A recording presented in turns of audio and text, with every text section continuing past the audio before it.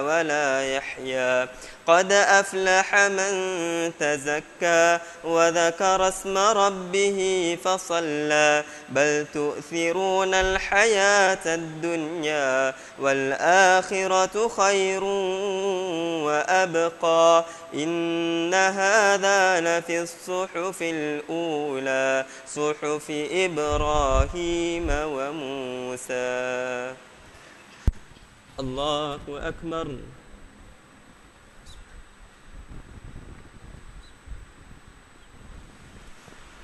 سمع الله لمن حمده. الله أكبر.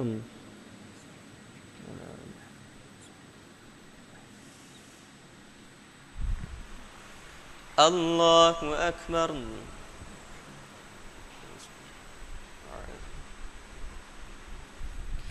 الله أكبر.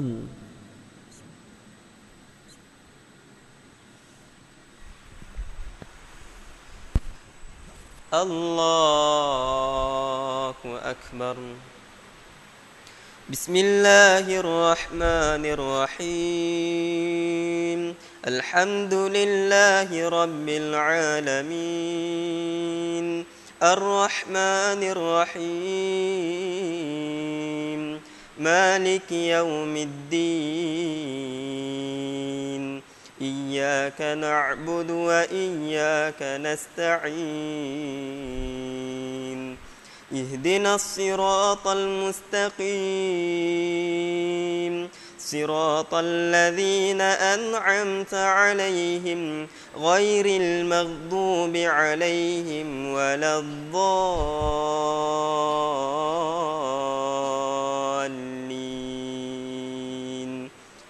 آمين.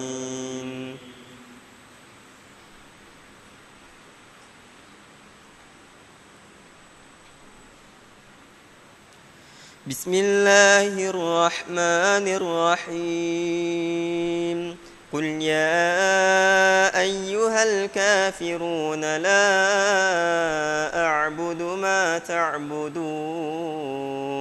ولا أنتم عابدون ما أعبد ولا أنا عابد ما عبدتم ولا أنتم عابدون ما أعبد لكم دينكم ولي دين.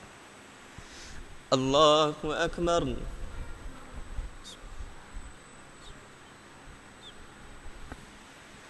سمع الله لمن حمده. الله أكبر.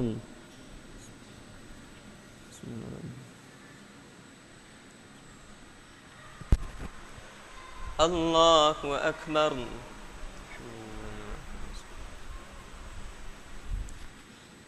الله أكبر.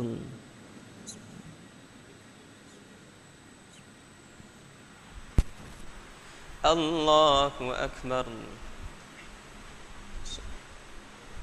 السلام عليكم. السلام عليكم. السلام عليكم. أشهد أن لا إله إلا الله. اللهم صل على سيدنا صليت على سيدنا وبارك على سيدنا وبارك على سيدنا في العالمين. السلام عليكم ورحمة الله. السلام عليكم ورحمة الله.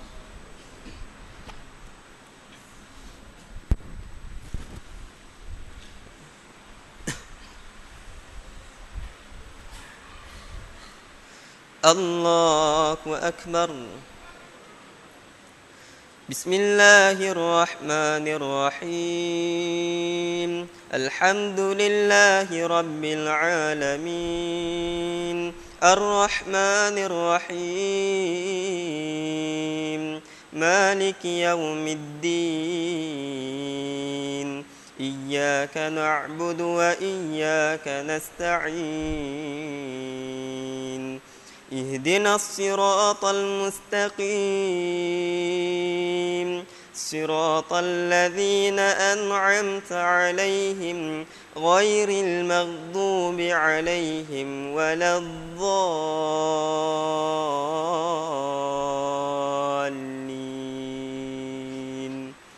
آمين.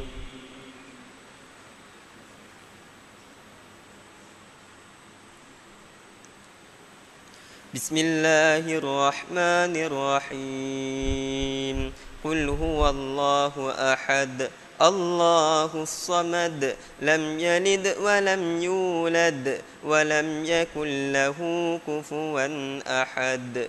بسم الله الرحمن الرحيم قل أعوذ برب الفلق من شر ما خلق ومن شر غاسق إذا وقب ومن شر النفاثات في العقد ومن شر حاسد إذا حسد. بسم الله الرحمن الرحيم قل أعوذ برب الناس ملك الناس إله الناس من شر الوسواس الخناس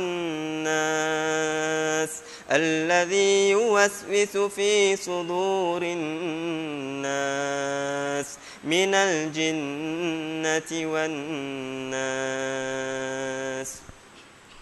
الله أكبر.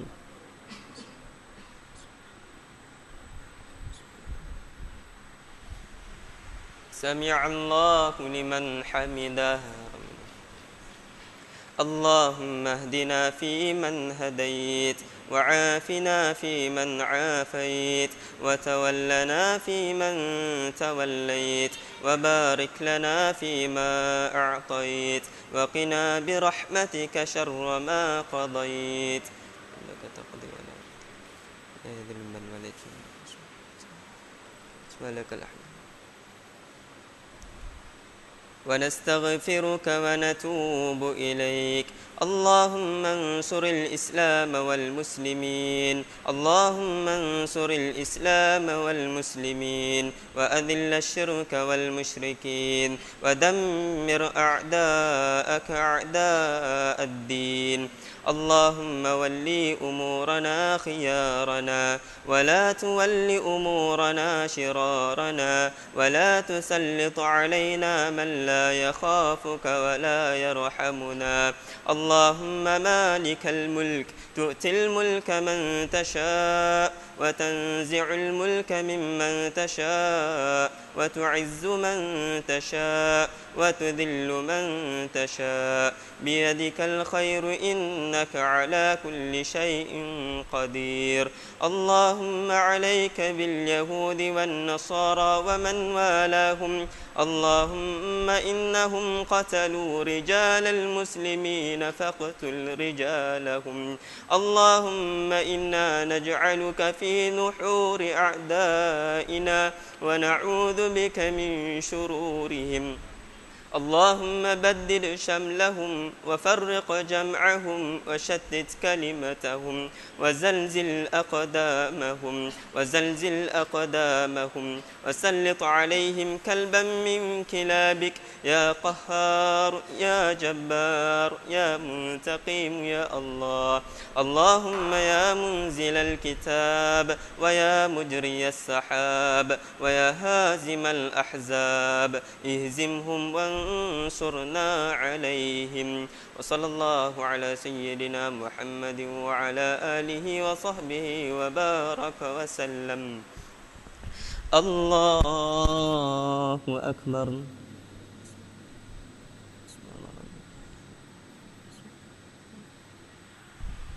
الله أكبر.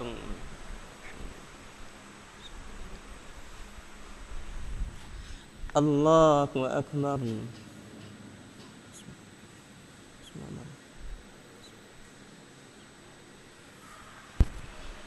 الله أكبر.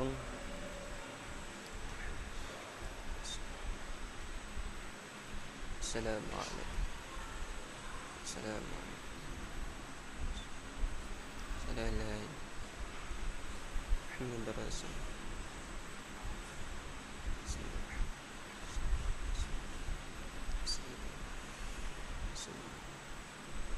مبارك وبارك إنك حميد.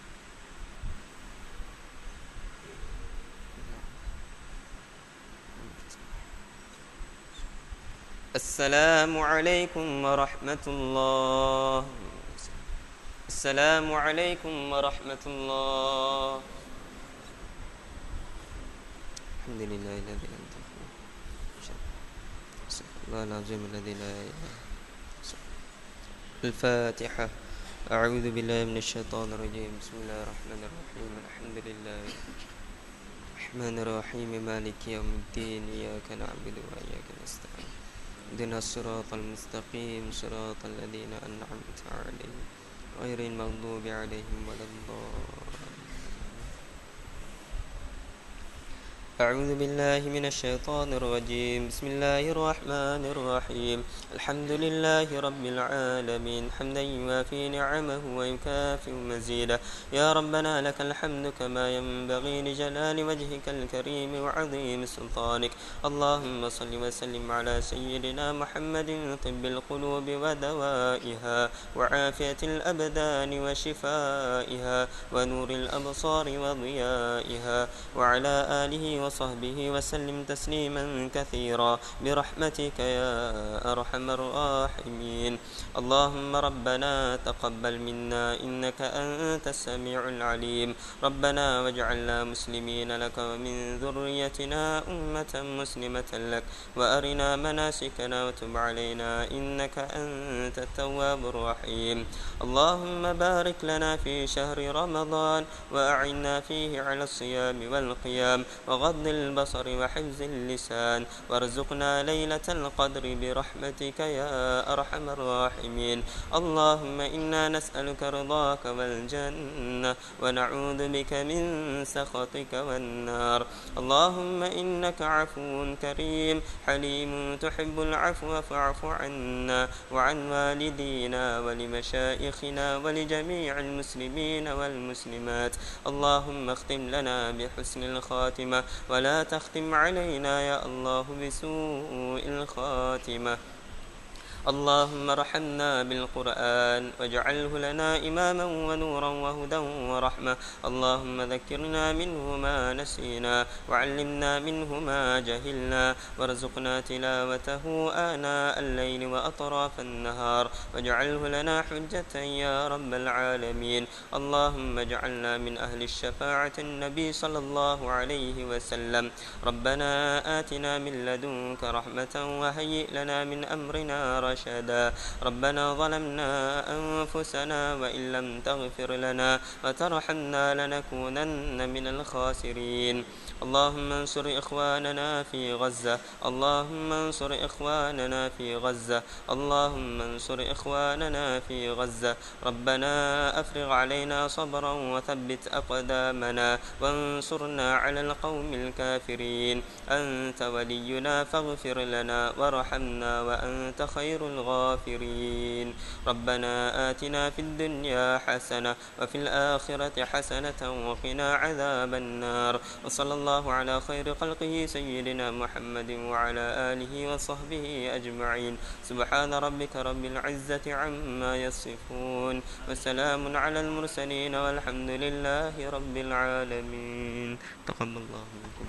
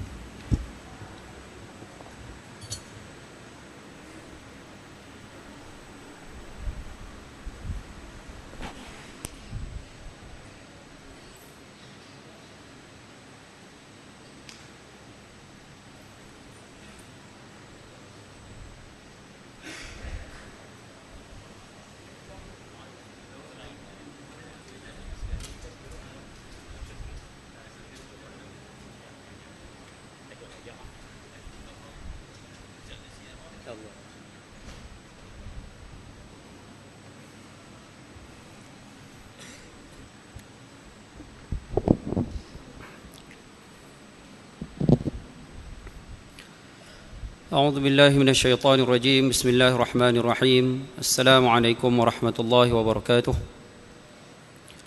الحمد لله وكفى والصلاة والسلام على رسولنا المصطفى وعلى آله وأصحابه وأنصاره وأتباعه وأهل ملته ومن اهتدى اللهم اجعل جمعنا هذا جمعا مرحوما وتفرقنا من بعده تفرقا معصوما ثم أما بعد.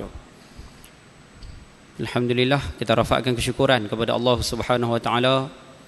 Malam ini malam yang ke-20 daripada bulan Ramadan 1435 Hijrah. Allah masih lagi memanjangkan usia, berikan kita kelapangan, kesihatan, sama-sama dapat berada dalam majlis ilmu setelah selesai tarawih dan juga witir. Mudah-mudahan pertemuan kita pada malam ini dilimpah dengan barakah inayah daripadanya insya-Allah. Ayah-ayah, ibu-ibu yang dirahmati Allah Subhanahu wa taala sekalian, Nabi SAW pernah bersabda dalam sebuah hadis. Hadis ni kedudukannya sahih. Baginda bersabda, "Man yuridillahu bihi khairan yufaqqihhu fid din." Atau kama qala. Maksud hadis ini, barang siapa yang dikehendaki Allah dengan kebaikan, barang siapa yang dikehendaki Allah dengan kebaikan, akan difahamkan orang tersebut dalam agama. Ataupun kita terjemah dalam bahasa yang lebih mudah, siapa yang Allah nak dia tu jadi baik, Allah akan bagi dia faham dalam agama. Ataupun nak terjemah lorat matang gedung lagi mudah kan, bagi faham.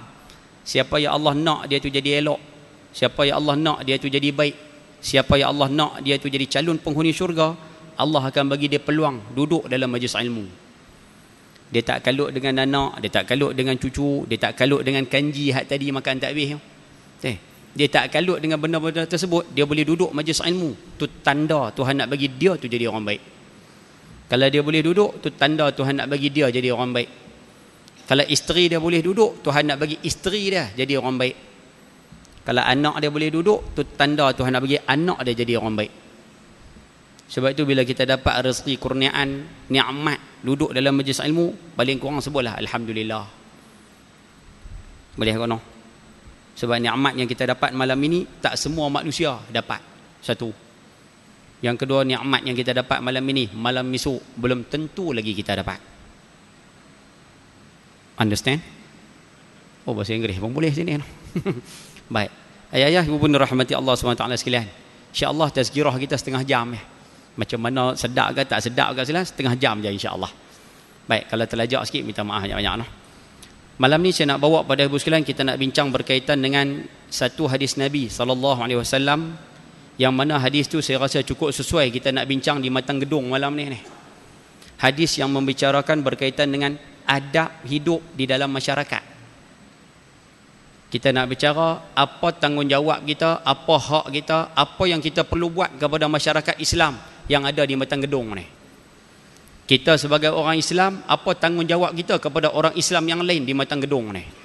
Apa benda yang kita kena buat pada orang Islam lain bila kita duduk dalam satu-satu kampung, satu-satu taman, satu-satu tempat ni? Dan malam ni kita nak bahas berkaitan dengan hadis ini silan. Kita nak minta praktikkan balik, bagi hidup balik di matang gedung ni. Kalau benda ni tak ada, kami dah praktik lama dah. Kalau dah ada, teruskan. Boleh kan? InsyaAllah. Hadis ni diriwayatkan oleh 5 orang periwayat hadis: Tirmizi, Nasai, Ibnu Majah, Abu Daud dan Imam Ahmad bin Hanbal. Yang tak riwayatkan hadis ini cuma Imam Bukhari dan Imam Muslim. Baik.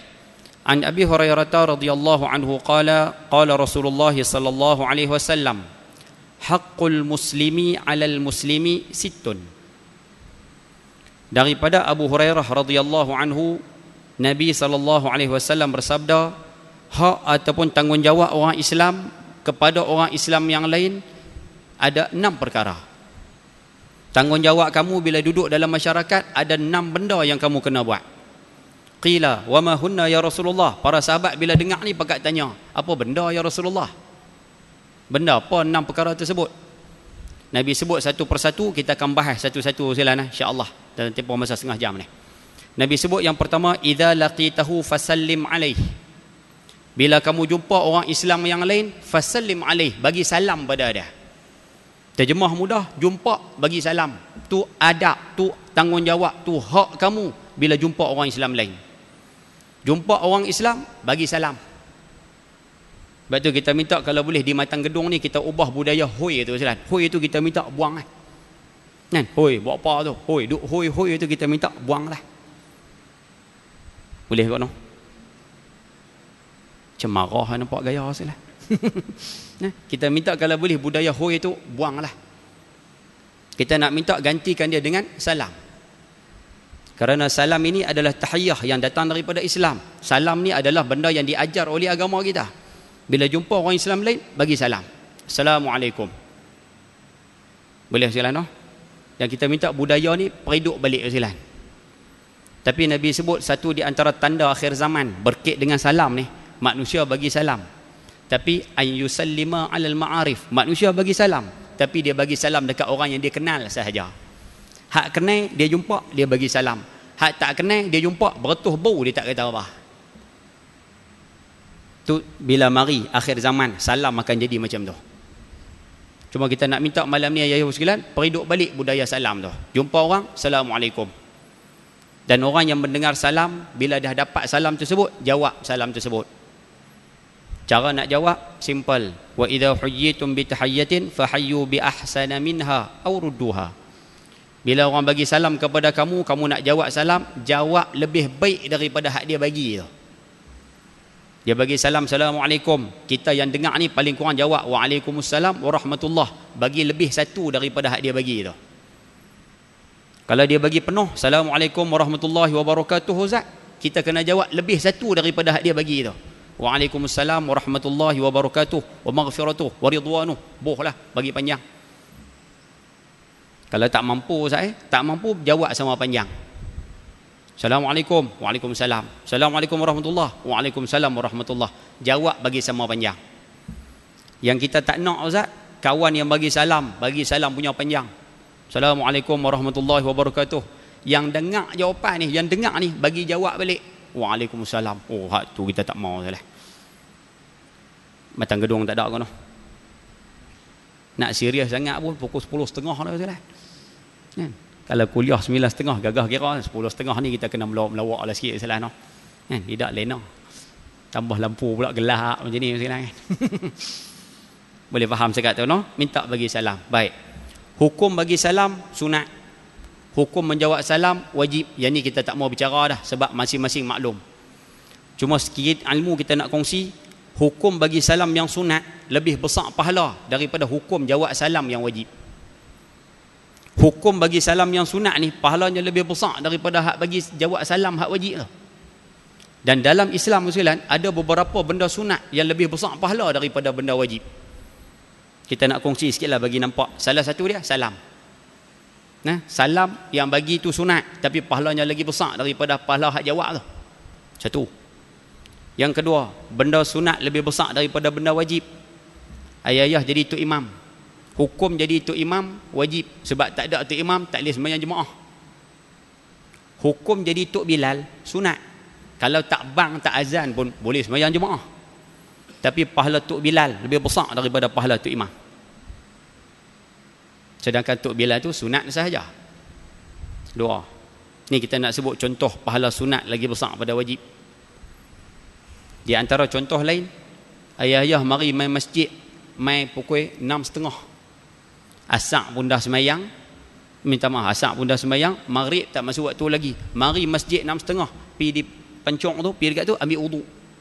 Ambil wuduk pukul 6.30, hukumnya sunat. Boleh faham tak silan? Tapi kalau mari pukul 7.45 malam, orang dah azan maghrib Ustaz, baru kami sampai. Kami masuk masjid tu, pergi dekat pencong tu, ambil ayat semayang. Ambil ayat semayang pukul 7.45, hukumnya wajib. Sebab nak semayang maghrib. Semayang maghrib hukumnya wajib. Jadi wuduk untuk semayang maghrib pun hukumnya wajib. Ma la yatimul wajib illa bihi fahuwal wajib. Tu kaedah. Ambil ayat semayang 7.45 wajib. Tapi ambil ayat semayang 6.30 lagi besar pahala daripada 7.45. Boleh faham bahasa tu silan? Boleh ke cerita macam tu silan? Boleh noh? InsyaAllah silan noh? Saya kita bercara lah salam satu Malaysia boleh tak boleh lah. Kan? Dan nak bagi penerangan. Baik. Yang keempat, yang pahala sunat lebih besar daripada pahala wajib, bab hutang. Ayah-ayah yang ada di sini bagi hutang pada siapa-siapa, kita janji dengan dia sebulan, lepas sebulan dia mari jumpa kita, dia kata, mak, aku rasa tak boleh bayar lagi lah hutang hang ni. Hutang hang ni aku tak boleh bayar, aku nak minta tangguh boleh tak? Tangguh bulan depan. Bulan ni anak aku masuk universiti, aku nak minta tangguh bulan depan. Bulan depan aku bayar. Ayah-ayah yang bagi hutang, ibu-ibu yang bagi hutang, wajib bagi tangguh. Tunggu lah, wajib bagi tangguh. Jangan duk biasa saja, orang kita duk biasa macam ni. Aku tak kira, hutang hang kena bayar juga pasal hang dah janji. Sedangkan hukum bagi tangguh tu wajib bagi tangguh tu. Sebab tu lepas ni kalau orang jumpa kita, dia datang sendiri, ustaz minta tangguh, kita wajib bagi tangguh.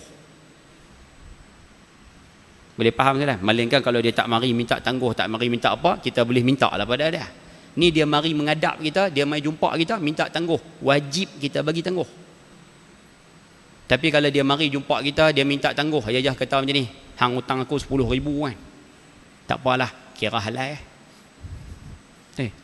Nak bagi abuang kipas nak kira 10,000 tu, kira halal.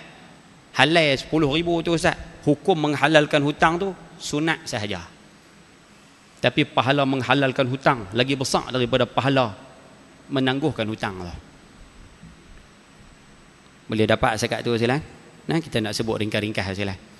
Jadi salah satu daripada benda sunat yang lebih besar pahala, bagi salam. Baik. Nak bagi salam kepada orang ada kaedah, ada adab dia. Kita sebut hak belakang je, kita sebut pendek-pendek silang. Antara adab bagi salam, yang pertama sekali Nabi sebut wal mashi, orang yang bergerak kena bagi salam pada orang yang duduk. Jadi siapa naik motor, yang naik motor tu bagi salam pada hak duduk atas pangkin. Siapa naik kereta, yang naik kereta tu kena bagi salam pada orang hak duduk bawah pokok belam. Baru kena kaedah tu lah. Orang yang bergerak kena bagi salam pada orang duduk kedai kopi, baru kena. Hari ni terbalik je saya. Hak duduk kedai kopi tu bagi salam pada hak naik motor tu. Assalamualaikum, oi, mainlah singgah tu. Tak betul. Kaedah tu tak kena, nampak gaya lah. Kita nak minta apa betul balik adab ni ustaz. Ada orang sebut pada saya baru ni, dia kata ustaz, bab adab ni tak mengaji sangat pun tak apa. Allah. Ulama mengatakan apabila seseorang manusia tu Allah nak muliakan dia atas dunia ni, Allah bagi dia ada ilmu, Allah bagi dia reti adab. Dan orang yang Tuhan nak bagi dia hina atas dunia, Allah bagi dia tak ada ilmu, dia tak reti adab. Mak tu kita minta kalau boleh di permatang gedung ni sekalian, jadilah sama-sama manusia yang ada ilmu dan beradab. Sebab tu kita kongsi sama-sama tajuk ni malam ni. Jadi orang yang bergerak bagi salam pada orang yang duduk, satu. Yang kedua Nabi sebut orang muda kena bagi salam pada orang tua. Itu adab. Dan yang ketiga Nabi sebut wal qalil 'alal katsir, yang sedikit kena bagi salam pada yang ramai. Itu cara. Sebab tu kita minta kalau boleh ayah-ayah, ibu-ibu di sini ada tak yang kerja sebagai cikgu? Jadi cikgu sekolah. Ada tak anak jadi cikgu sekolah? Tak ada respon pun, nampak gaya lah. Baik, siapa yang kerja sebagai cikgu sekolah ataupun ada anak jadi cikgu di sekolah, boleh tak nak minta tolong sampaikan pada mereka? Mereka sepatutnya bila masuk dalam kelas, cikgu tu kena bagi salam pada anak murid. Kalau kata setakat pelajar darjah 1 Ustaz, tak apalah, kita nak mengajar mereka bagi salam, tak apalah. Tapi kalau pelajar darjah 4, 5, 6, tingkatan 3, 4, 5 tu reti belaka dah tajuk salam ni. Jadi kita minta cikgu yang masuk dalam kelas, cikgu bagi salam. Kerana Nabi sebut orang yang sedikit kena bagi salam pada yang ramai, baru kena kaedah. Cikgu tu seorang, anak murid 30. Jadi bila cikgu masuk dalam kelas, cikgu bagi salam, anak-anak murid jawab ramai-ramai, kena lah tu. Yang jadi hari ni terbalik, cikgu masuk dalam kelas, anak murid semua pakat bangun bagi salam 30 orang. Assalamualaikum cikgu. Cikgu yang dapat salam tu sepatutnya dia wajib jawab 30 kali je lah. Patutnya dia mau pegang biji tasbih satu, jawab salam dulu habis lah, baru boleh mengajar. Tapi dia jawab sekali je. Kita nak minta apa betul balik sekalian, benda-benda seumpama ni. Ni masalah adab. Boleh dapat saya kata sekalian, no? Salam ni panjang sikit lah, hak belakang tu pendek-pendek lah. Baik. Ada tak tempat tak boleh bagi salam, Ustaz? Ringkas-ringkasnya ni. Ada tak tempat tak boleh bagi salam? Ayah-ayah, ibu sekalian, pegang satu kaedah. Al-masyghul la yushghal. Pegang kaedah ni, boleh selesai masalah ni insya-Allah. Al-masyghul, orang yang sibuk, kita jangan sibukkan dia dengan bagi salam. Dia tengah kalut, dia tengah sibuk, dia tengah ada kerja, jangan duk kalut bagi salam pada dia. Contoh, kawan tengah ngaji Quran, tak payah bagi salam. Tu kaedah. Dia tengah semayang sunat, tak payah bagi salam. Dia semayang fardu, tak payah bagi salam. Dia kalut tengah makan, Ustaz, tak payah bagi salam. Dia duduk tengah bercakap, tak payah bagi salam. Hatta ayah masuk dalam majlis ilmu, ustaz tengah mengajar ni, kita masuk lambat, tak payah bagi salam. Masuk terus duduk ya. Orang tengah kalut. Tu adab. Ayah yang buat tahlil alhamdulillah, teruskan Ustaz. Orang kata bid'ah habis ke depa lah. Kita nak sebut ayah buat tahlil, kita mari tahlil tu lambat. Dah mari lambat, sampai-sampai tu duduk terus ya. Sambunglah tahlil tu. Ni dak Zahir, dia masuk dah lah mari lambat Zahir. Dia masuk. Assalamualaikum. Pok-pok ni berhenti baca tahlil, jawab salam dia ya. Pak Zalan, nampak macam kena, tapi patutnya tidak, sebenarnya tidak beradab. Dah bagi salam sepasal, dia masuk dia salam seorang-seorang pula tu. Walaupun perintah salam ni disuruh, walaupun berjabat tangan itu ada yang mengatakan hukumnya sunat dalam majlis dan sebagainya, tapi kaedah juga ada mengatakan sulukul adab muqaddamun ala imtithalil amri. Walaupun salam tu hukumnya kena bagi, tapi nampak gaya kalau bagi salam nampak macam tidak beradab. Kaedah mengatakan kamu kena buat benda yang beradab lebih dahulu daripada benda yang diperintahkan. Kalau bagi duk salam ramai-ramai tu nampak betul ya Ustaz, tapi tak beradab. Okey. Tapi bagi salam tu perintah Ustaz Kami nak buat mana dulu? Jawab dia, tinggalkan salam yang tidak beradab itu. Buatlah benda yang beradab. Masuk, duduk terus. Ayah masuk mesyuarat, serupa tu juga, dah mari lambat. Sampai-sampai tu minta maaf dengan ibu-ibu sekali lah. Masuk mesyuarat lambat. Tak payah salam dengan siapa Ustaz. Masuk salam, masuk duduk terus ya. Kalau rasa nak bagi salam Ustaz, angkat tangan, isyarat. Baginda pernah mengisyaratkan tangan, fa'alwa yadahu bitaslim. Nabi pernah angkat tangan, isyarat untuk salam. Jadi mari lambat, angkat tangan macam tu sudah. Lepas tu duduk. Boleh faham ke lah no? Nah, kita nak minta apa betul balik lah sama-sama sekali lah no? Boleh ke cerita macam ni sekali ni? Boleh no? Baik Ustaz, salam satu Malaysia Ustaz. Kita minta kalau boleh salam satu Malaysia, kalau rasa teringin nak sebut juga silakan. Tapi kita minta tolong satu ya, jangan sebut kepada bukan Islam.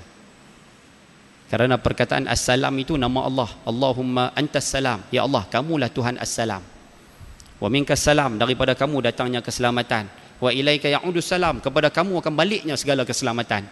Fahyina rabbana bisalam, hidupkan kami dalam dunia dengan selamat. Wa adkhinnal jannata daras salam, masukkan kami dalam syurga, nama dia Daras Salam. Baik tu kalau boleh salam satu Malaysia ni jangan sebut pada bukan Islam.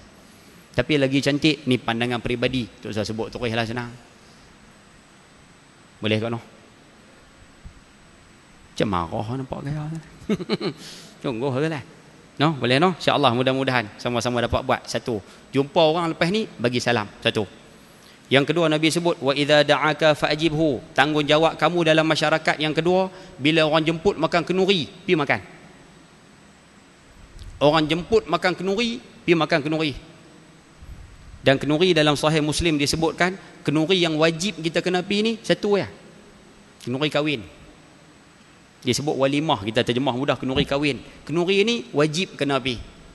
Lain daripada kenuri kahwin, kenuri arwah ke, kenuri tahlil ke, doa selamat ke, kenuri anak masuk lepas periksa ke, kenuri masuk rumah baru ke, hukumnya sunat kita pi. Kenuri kahwin wajib.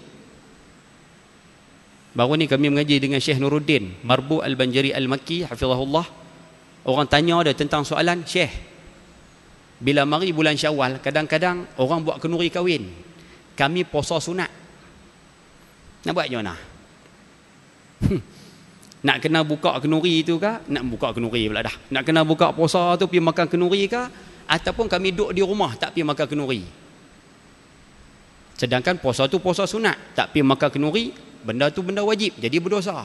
Kalau kami pergi makan kenduri, terlepaslah puasa sunat Syawal 6 hari ni. Pasal kami pun tinggal 6 hari ngam-ngam tu. Tahu Syekh Nuruddin jawab apa Ustaz? Dia jawab cukup mudah. Kami pun tak pernah sangka jawapan dia Ustaz.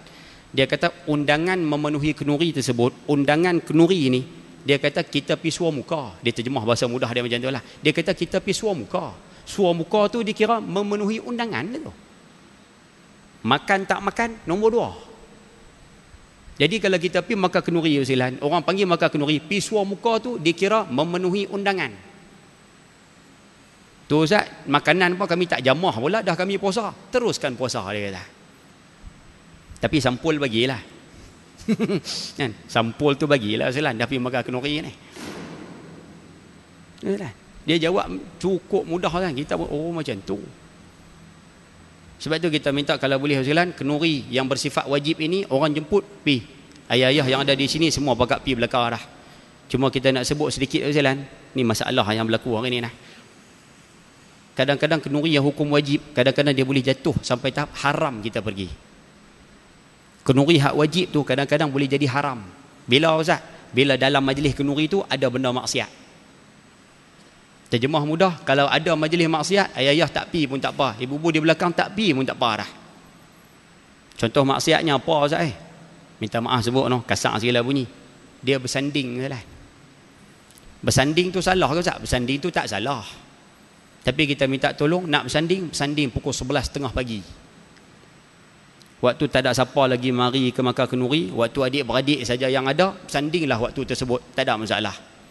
Nak tangkap gambar ke, nak posing ke, mak pak pengantin nak duduk sebelah ke, silakan. 11.30. Boleh ke lah? Payah saya 11.30, mana boleh pengantin mari awal sangat. Baik, nak bersanding pukul 2, silakan. Kita cadang buat di tempat yang agak tertutup. Yang kita tak nak Ustaz, bersanding pukul 2 petang dalam keadaan siapa main makan kenduri semua nampak pengantin lelaki, pengantin perempuan duduk bersanding tu. Masa tu kewajipan makan kenduri gugur. Anak terona tu duduk bersanding atas kerusi tu, dia hari pertama menikah lagi dapat cop dayuth. Sebab dia membiarkan isteri dia yang segak, yang make up tu ditonton oleh orang ramai. Ustaz makan kenduri pun ustaz tengok bini dia dapat cop dayuth. Kalau anak kita yang buat macam tu hari tu Ustaz, kesian pada dia Ustaz. Habis tu Ustaz, benda dah lepas tak apalah. Hak ke depan ni kita minta tolong Ustaz, tak usah buat dah. Tapi kalau pergi makan kenduri ada macam tu, balik tu kasar punya balik Yang kedua, kalau ayah pergi makan kenduri, lah ni budaya ni tahun 1980-90 banyak. Tapi mari 90 tahun 2000 ni lebih ni, ustaz-ustaz duk mengajak cantas belakang dah budaya ni. Setahun 2 tahun ni hidup balik budaya ni. Budaya karaoke. Dia hidup balik dah. Main pukul 3, pukul 4 duk asah suara belakang. Pakai duk menyanyi. Tak tahulah pakai nak masuk kilauan emas ke apa, tak tahulah Ustaz kan. Otai masih berbisa. Kan nak asah suara belakang. Pakai duk melalak, duk menyanyi Ustaz. Allah. Sebab tu kita minta ayah-ayah kalau pergi makan kenduri hak jenis macam ni, balik Ustaz, kalau dia pasang lagu Ustaz, kalau lagu yang dinyanyikan oleh orang laki-laki, silakan. Makanlah kenduri tersebut. Tapi kalau kata orang perempuan yang nyanyi Ustaz dalam keadaan lagu yang tak sepatutnya dibunyikan dan sebagainya, balik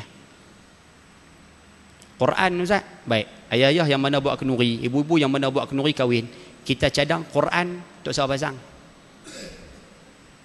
Betul Ustaz, kita nak buat baik Ustaz, kita nak buat kebaikan Ustaz. Baca Quran, dengar Quran ni benda yang berpahala Ustaz, betul. Tapi majlis kenduri, majlis tempat orang bercakap Ustaz. Kan dalam Quran Allah sebut wa idza quri'al Quran, bila Quran dibacakan fastami'u, senyap. Minta maaf, dengar. Wa ansitu, senyap. La'allakum turhamun, kamu pasti dapat rahmat. Bila Quran dibunyikan, Quran dibacakan, kamu yang mendengar kena dengar betul-betul Quran, kena senyap. Tapi majlis kenduri kahwin ni siapa nak senyap Ustaz? Sebab tu kita sebagai tuan rumah yang buat kenduri, hari kenduri tak payahlah pasang Quran. Takkan nak buat marhaban waktu boleh gagah kira Ustaz. Alhamdulillah. Tapi Quran tu tak usah pasang lah. Boleh kau no? Boleh cerita macam tu.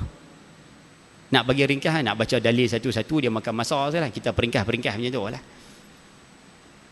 Boleh kau no? Haji Ahmad, Datuk Mufti Pulau Pinang Selan, Ustaz Hasan Haji Ahmad, Datuk Seri Haji Hasan Haji Ahmad. Haji Ahmad, ayah dia tu, Tok Guru, duduk di matang Sungai Dua, Seberang Utara. Dia orang pernah naik bas satu ketika, cerita ni anak dia sendiri cerita dalam kuliah beliau. Waktu dia mengajar kami kitab Idahul Lubab tu. Dia kata ayah dia pernah naik bas satu ketika pergi makan kenduri di Perak. Naik bas 40-50 orang, naik sebiji pergi. Bila sampai dekat rumah kenduri di Perak, Haji Ahmad, Tok Guru Haji Ahmad ni duk dengar bunyi pompang-pompang di rumah kenduri tu. Rupanya dia pasang lagu. Haji Ahmad kata ni, dia bagi tahu kat seorang pembantu dia kata boleh tak ampi rumah tu Ustaz? Hang suruh dia tutup bang radio tu. Bagi tahu kata aku nak pergi makan kenduri. Hamba Allah tu pun pergi Ustaz bagi tahu. Dia patah balik, dia kata Ustaz, depa tak mau tutup Ustaz lagu-lagu ni. Depa kata satgi jadi rumah mayat. Sunyi basi tu.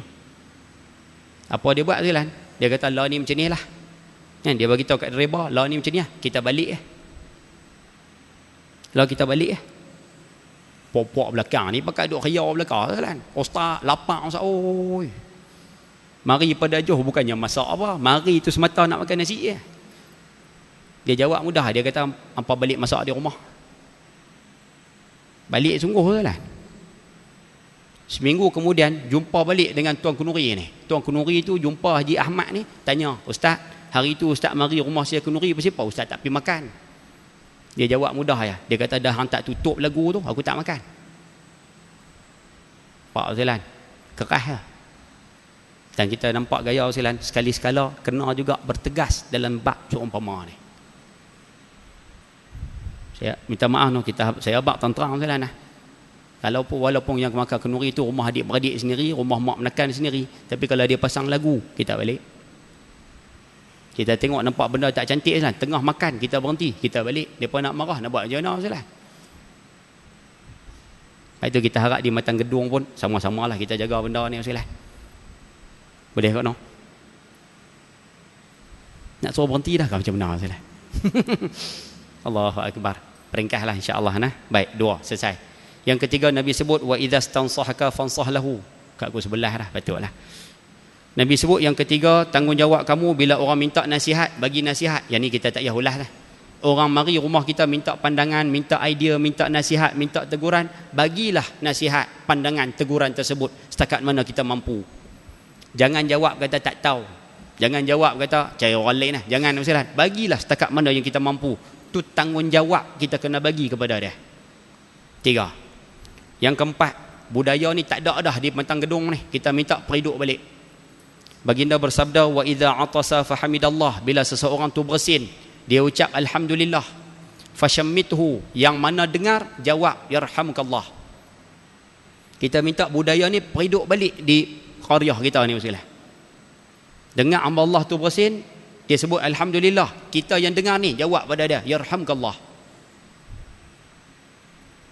Dan orang yang bersin tu kena retilah, dia bersin dia kena sebutlah alhamdulillah tersebut. Yang mendengar yarhamukallah. Pernah dengar pengarang kitab Nasihat Agama Wasiat Iman, Qutbul Irsyad, Imam Abdullah bin Alawi Al-Haddad rahimahullahu taala, waktu dia naik kapal satu pelayaran naik kapal, tiba-tiba ada orang bersin di pantai. Dia duduk di atas kapal dalam keadaan dia buta Dia jerit kuat-kuat yarhamukallah. Bila anak murid dia di belakang tanya, Tuan Guru, kenapa Tuan Guru mendoakan orang hak bersin di pantai tu, sedangkan jauh di sana? Dia kata, aku mendoakan orang tersebut supaya orang tu mendoakan aku semula. Kan bila dia bersin alhamdulillah, aku doakan dia yarhamukallah, mudah-mudahan kamu disayangi, dikasihi oleh Allah. Kan orang tersebut balas balik doa tu, yahdikumullah wa yuslihu balakum, mudah-mudahan kamu dapat petunjuk daripada Allah dan Allah perbaiki keadaan kamu. Dia katakan doa tu.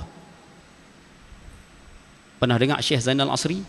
Orang Kedah kenal kan? Syekh Zainal Asri cakap sikit-sikit, Allahumma salli ala sayyidina Muhammad, Allahumma salli ala sayyidina Muhammad. Antara ulama muda yang pernah bermimpi bertemu Nabi sallallahu alaihi wasallam. Dia pernah sebut dalam satu kuliah beliau berkaitan dengan bersin. Kami mengaji tajuk bersin. Tapi ini saya tengok dalam YouTube saja sekalian, kuliah bersin beliau ni. Dia kata waktu dia mengajak, waktu dia berada di Mesir, turun semayang subuh. Mari soh pertama penuh dah. Jadi dia duduk soh nombor 2. Tok imam belum lagi angkat takbir. Dia duduk soh nombor 2 seorang-seorang. Tiba-tiba dia bersin sekalian, dia sebut alhamdulillah. Dia kata satu soh depan ni semua pakak pusing belakang, kata kepada dia, yarhamkallah. Dia kata satu soh depan ni pusing belakang, yarhamkallah. Dia kata budaya ni tak ada di Malaysia. Lepas tu kita minta kalau boleh sekalian budaya ni periduk balik, tak usah malu lah sekalian, sebut je lah. Boleh ke no? Saya tak faham dia nampak gaya sekalian. Boleh no, insya-Allah sekalian. Baik. Oleh kerana nampak tak apa ceria sekalian, saya lari tajuk sikit boleh? Insya-Allah ke sebelah jam nanti. Lari tajuk sikit boleh? Sikit sekalian. Baru ni kami mengaji dengan seorang ustaz. Dia menikah 3 sekalian. Dia menikah 3. Jangan marah sekalian no. Pasal kami negeri paling banyak perceraian dalam Malaysia hari ni, negeri Pulau Pinang. Negeri Kemetot ni.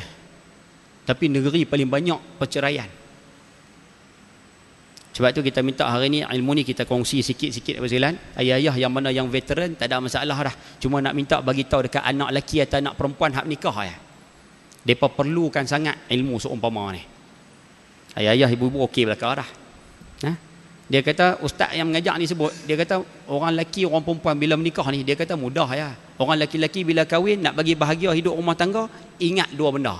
Jaga sungguh-sungguh 2 benda ni. Orang perempuan 1 ya. Dia kata orang lelaki-lelaki nombor 1, cara paling mudah sekali, bini kata apa pun senyap. Dia kata yang tu ya. Bini kata apa pun senyap. Bini kata abang ni teruk okey. Cukup. Kan? Abang ni kira duduk kedai kopi pukul 12, pukul 1, balik lawai sikit, duk kira balik lambat ni. Okey, dia kata cukup, jangan jawab. Biarlah. Faham ke saya duk cerita? Dia kata jangan bangkang ya. Dia kata jangan jawab apa. Kata okey sudah. Sebab dia bagi kaedah, dia kata an-nar, api, la tutfi'u bin-nar, tidak boleh dipadam dengan api. Ayah-ayah ibu-ibu sekalian lebih maklum tentang kaedah ni. Api orang perempuan, dia marah tu kira api lah. Kalau kita marah juga, marah kita tu tak boleh nak padam marah orang perempuan tu. Jadi dia bagi kaedah, dia kata senyap sudah. Bini kata apa pun senyap. Tu ya. Boleh no? 1. Yang kedua dia pesan pada orang lelaki-lelaki, ayah-ayah boleh sampai kepada anak-anak kita nikah tu nah. Dia kata yang kedua, buang jauh perkataan cerai. Cerai jangan sebut langsung. Melawak ke, ugut ke, main-main ke, betul-betul sebut ke. Dia kata cerai jangan sebut langsung. Dia kata 2 tu ya. Boleh kau no, memang ayah duk buat dah kau no. Kan? Pengalaman belaka no. Kan? Cuma saya lebih daripada ayah-ayah lah. Kan? Pengalaman ayah banyak, tapi lebih tu saya lebih sikit lah. Sagi ujung kita sebut lebih kat mana. Baik. Orang perempuan 1 ya. Dia sebut orang perempuan, apa suami suruh buat. Suami kata apa, buat. Boleh faham bahasa tu silat? Jangan komplain, jangan kata apa. Suami kata apa, buat. Suami gerak pukul 2 pagi. 2 pagi. Kita duduk lena dah, dia gerak. Dia kata apa? Bancuh teh ais kat bang, boleh tak? Teh ais. 2 pagi minta teh ais. Ibu-ibu bangun pergi ke dapur, bancuh teh, ambil air ketui, bagi kat orang tua tu. Jangan cakap banyak silat. Terus duk kata teh ais pukul 2 pagi, orang nak lena, buang tebiat, dah kenciman ni. Terus cakap silat. Buat ni. Faham ke no? Seorang pun tak angguk nampak gaya. Jangan jawab saja. Buat dia. Ibu-ibu naik motor dengan suami, sekali balik tarawih lagi naik motor dengan dia. Ibu-ibu duk pegang perut dia ke depan. Dia kata hang lepas boleh tak perut ni? Tangan hang ni aku lemah hang pegang perut aku ni. Lepaslah saja. Kok lah dah kan. Duduk atas kerusi Ustaz. Waktu nak buka puasa duk tengok apa? Kerana terpaksa aku relakan. Kan? Duk tengok cerita Melayu tu Ustaz oi. Suami kita duk tengok cerita tersebut, kita pergi duk serendeh tepi dia. Dia jawab macam ni. Dia kata, Aku rasa aku beli kerusi banyak dalam rumah ni. Hampirlah duduk sana, aku lemah tau. Bila suami kata macam tu, ibu pun jangan cakap banyak, pergi duduk je tempat tu.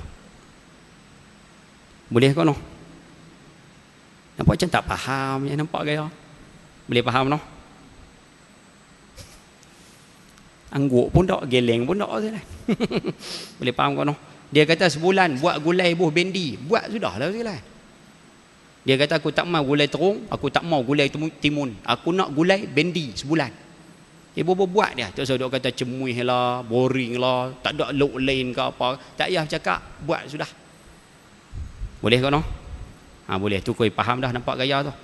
Jadi lepas ni ayah-ayah buat balik borang. Dia kata sign sudah lah. Yang tu tak boleh Ustaz oi. Okey. Tak apa, hak tu melawak lah nah. Nah, cuma kita nak minta sekalian, 2 bagi orang lelaki, 1 bagi orang perempuan. Selesai. Kita minta sampaikan pada mereka sekalian insya-Allah. Baik, balik pada tajuk kita tadi. Yang kelima Nabi sebut tanggungjawab kamu kepada orang Islam yang lain, wa idza marida fa'udhu, bila dia sakit pi tengok. Saya rasa di sini ayah-ayah ibu-ibu dah buat belaka dah. Cuma saya nak sebut cara ringkas adab tengok orang sakit. Antara adab tengok orang sakit tanpa sebarang dalil saya nak peringkas masa. Nombor 1, pergi tengok orang sakit 5 minit ke 10 minit ni. Jangan tengok orang sakit lama-lama. Pergi tengok 5 minit, 10 minit di hospital ke di rumah, lepas tu balik. Melainkan kalau orang sakit tu kata, hang duduklah lama sikit rumah aku ni, dia minta baru kita duduk. Kalau dia tak sebut apa, 5 minit, 10 minit, balik. Macam tu. Adab yang kedua, yang ni saya petik daripada kitab Bahrul Mazi. Yang kedua, pergi tengok orang sakit, jangan cakap banyak. Biar orang sakit tu bercakap banyak. Kalau dia boleh bercakap lah. Biar dia cakap banyak. Kita tanya sikit sudah, ni hang ni macam mana, okey dah kot. Dia ceritalah, aku naik motor hari tu, dia belah aku. Lepas tu dia ambil steering lock tu, dia henduh aku. Steering lock lah sehari 2 hari ni. Dia pang aku, tu yang patah tangan ni. Biar dia cerita banyak silan. Dia bercakap banyak, menenangkan jiwa dia. 2. Yang ketiga, boleh faham ke no? Jangan cakap banyak lah. Ni setengah hak pi tengok orang sakit ni, hak sakit tu cakap sikit je. Hak pi tengok ni bawa cerita banyak. Dia buka cerita hantar baru ni Brazil kena 7 biji, hantar. Dia buka tajuk bola tu setengah jam jawab dah.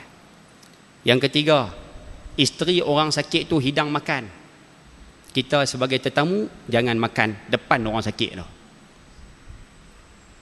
Kita bawa buah limau, buah oren, buah apa silan. Oren limau lebih kurang lah, buah apple dan sebagainya. Kita bagi pada isteri hak sakit tu.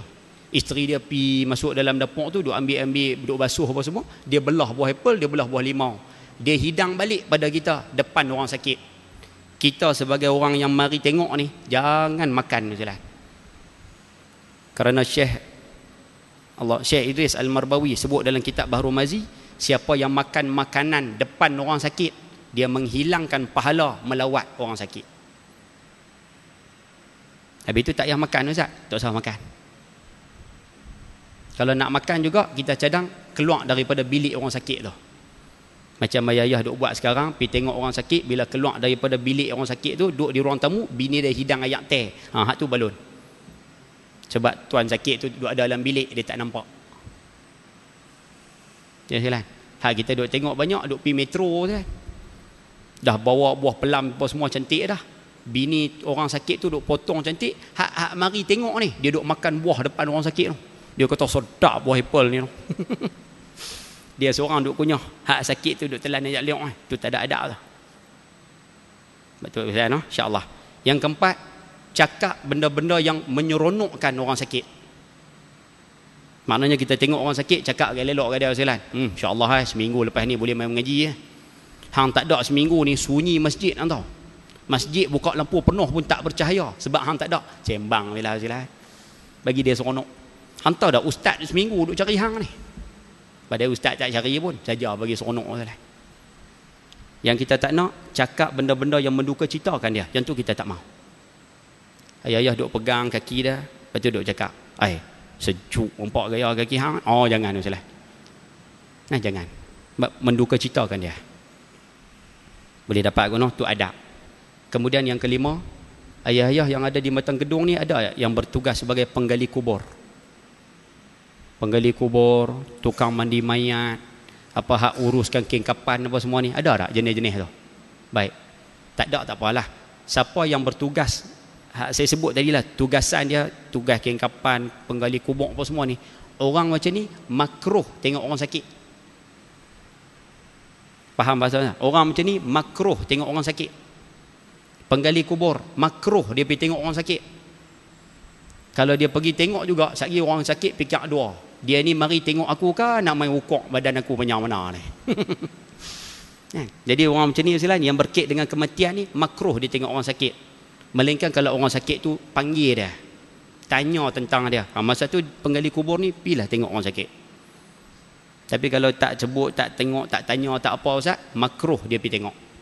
5. Yang keenam, kita minta adab tengok orang sakit, ayah bagilah sampul. Lepas tu nak balik tu hulurkan sampul. Dia 5 hari di hospital, putus belanja. 5 hari di hospital, bil hospital mahal. Jadi bagilah sikit sampul pada dia, ringankan beban dia. Dan satu kelebihan orang sakit tu Silan, sakit bilah macam mana pun, sakit bilah berat macam mana pun, tapi kalau orang bagi sampul, dia gagau ambil juga kan. Tu kelebihan orang sakit tu. Kan? Dia kita bagi kat dia, dia raut ambil juga duit sampul tu. Lepas tu kita minta bagilah sedikit sebanyak. Boleh kau no? Insya-Allah. 5. Yang keenam Nabi sebut, wa idza mata fa'atbi'hu, bila dia mati ikutlah jenazah dia ke kubur. Yang ni saya tak mau ulas, ayah pakat buat belaka, ibu-ibu pun buat dah. Cuma 2 poin last ni saya nak himpun dalam satu hadis sahih. Ni nak habis dah Ustaz. Himpun dalam satu hadis sahih. Satu hari Nabi SAW mengajak para sahabat, Nabi tanya sahabat, man asbaha minkumul yawma sa'iman, siapa di kalangan kamu hari ni puasa? Seorang tak angkat tangan, semua senyap ya. Sayyidina Abu Bakar radhiyallahu anhu angkat tangan, ana ya Rasulullah, aku puasa hari ni. Nabi tanya soalan yang kedua, man at'ama minkumul yawma miskinan, siapa hari ni jamu makan orang miskin? Semua senyap. Sayyidina Abu Bakar kata, ana ya Rasulullah, saya jamu makan orang miskin. Nabi tanya soalan ketiga, man ada minkumul yawma maridan, siapa hari ni tengok orang sakit? Yang kita duduk bicara tak saat ni, siapa tengok orang sakit hari ni? Semua senyap. Sayyidina Abu Bakar angkat tangan, ana ya Rasulullah. 3. Nabi tanya soalan yang keempat, man ittaba'a minkumul yawma janazatan, siapa hari ni pergi tengok orang mati? Seorang tak angkat tangan. Bila seorang tak angkat tangan menunjukkan tidak ada kematian di Madinah pada hari tersebut. Sayyidina Abu Bakar angkat tangan, ana ya Rasulullah, aku pergi hari ni. Maknanya Sayyidina Abu Bakar tengok kematian luar daripada kota Madinah. Puasa, bagi makan, tengok orang sakit, tengok orang mati. Nabi sebut kepada sahabat-sahabat ni, majtama'na fi mri'in, siapa berimpun 4 benda ni pada dia, pada satu manusia. Siapa berimpun 4 amalan ni pada satu manusia, illa dakhala jannah, orang ni kata Nabi SAW masuk syurga. Orang ni masuk syurga. Allah. Yalah. Dan 2 daripada perbuatan Sayyidina Abu Bakar kita bahas dalam tajuk hak pada malam ini. Sebab itu saya nak ulang balik cara ringkas sebagai kesimpulan, kita ambil pengajaran. Nabi pesan pada kita, tanggungjawab kita pada orang Islam lain ada 6. Yang pertama, jumpa bagi salam. Kita minta praktik lepas ni. Yang kedua, pi makan kenuri. Nabi sebut orang jemput kita makan kenuri, fa'ajibhu, pi makan kenuri. Yang ni tolong perhati tengoklah kenuri-kenuri jenis macam mana tu. Nombor 3, orang minta nasihat, bagi nasihat setakat mana yang kita mampu. Orang bersin sebut alhamdulillah, hidupkan balik budaya ni dalam masyarakat di Matang Gedung. Nombor 5, orang sakit pi tengok, jaga adab dia bagi elok. Yang keenam, orang mati ikut jenazah dah. Yang ni teruskan budaya yang ayah lama ayah ibu-ibu sekalian buat dalam kehidupan. Jadi mudah-mudahan sekalian 6 benda yang kita kongsi malam ni sama-sama dapat amalkan insya-Allah. Boleh tak noh? Jadi saya rasa cukuplah sekadar tu untuk malam ni. Apa yang baik daripada Allah Subhanahu Wa Taala, yang buruk kelemahan diri saya sendiri. Mohon maaf terkasar bahasa, tersalah kata, ambil masa yang agak panjang terlebih dan sebagainya. Sekian, wabillahi taufiq wal hidayah. Assalamualaikum warahmatullahi wabarakatuh. Bismillahirrahmanirrahim. Alhamdulillahirabbil alamin wassalatu wassalamu ala asyrafil anbiya'i wal mursalin wa ala alihi washabihi ajma'in. اللهم ارزقنا فهم النبيين وحفظ المرسلين وإلهام الملائكة المقربين. اللهم اغفر لنا ذنوبنا ولوالدينا وارحمهم كما ربونا صغارا ولجميع المسلمين والمسلمات والمؤمنين والمؤمنات برحمتك يا أرحم الراحمين. Walhamdulillahi rabbil alamin. Taqabbalallahu minkum.